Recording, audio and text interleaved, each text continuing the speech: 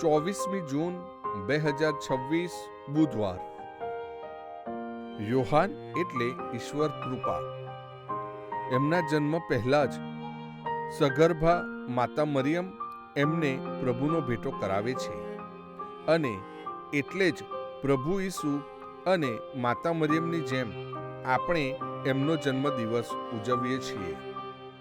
ઈસુ કરતાં પણ જેની ખ્યાતિ વધારે ફેલાઈ હતી એવા યોહાન, જેના પગરખાની વાઘરી છોડવાને હું લાયક નથી, એમ નમ્રપણે પણ પોતાની હાકલ સ્વીકારી પોતાનો નહીં પણ પ્રભુનો મહિમા કરે છે. મને પણ પ્રભુએ મારા જન્મ પહેલાથી જ કોઈ વિશિષ્ટ સેવા માટે પસંદ કરી કે કર્યો છે. યોહાનનો માર્ગ જપ, તપ અને ઉપવાસનો હતો. મારે માટે ઈશ્વરે ગૃહસ્થ યા સંન્યસ્ત યા પુરોહિતોનો એમ ગમે તે માર્ગે પસંદ કર્યો હોય, મારે એ માર્ગે ચાલી ઈશ્વરનો મહિમા કરવાનો છે. મારે માટે ઈશ્વરે કયો માર્ગ પસંદ કર્યો છે?